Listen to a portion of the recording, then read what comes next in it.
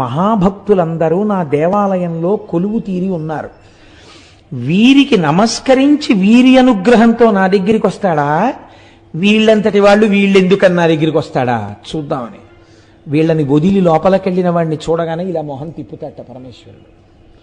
కాబట్టి మీకు ఆ ఈశాన్యలింగం అని ఉంది అరుణాచలంలో ఈశాన్యలింగం దగ్గర నందీశ్వరుడు ఇలా ఉంటాడు. మొన్న మేము వెళ్ళినప్పుడు ఆయన్ని ఎందుకు అలా మొహం పక్కకి తిప్పుకొని ఉన్నాడు అని అడిగితే ఆయన తమిళంలో చెప్తే ఏదో వచ్చిన వాళ్ళు ఎవరో దాన్ని తర్జుమా చేశారు. ఒక మహాభక్తుడు ఒక ఆయన, కొంతమంది భక్తులు పల్లెటూరు నుంచి వచ్చారు కానీ వాళ్ళు పరమభక్తులు. వాళ్ళు వచ్చి దర్శనం చేసుకుందాం అంటే ఈ నంది అడ్డొస్తే వాళ్ళు శివుడికి చెప్పారు, ఈశ్వర నీ దర్శనం చేసుకుందాం అంటే ఈ నంది అడ్డొస్తోందని. ఆయన అన్నాడు, నా భక్తులకు కనపడే వరకు కాసేపు మొహం అలా పక్కకి తిప్పన్నాడు. అందుకని ఇలా పెట్టాడు ఆయన. మళ్ళీ నువ్వు ఇటు తిప్పచ్చు అనలేదు, ఏమో ఇలాంటి వాళ్ళు ఇంకా వస్తారేమో అలా ఉండు కాసేపు అన్నాడు.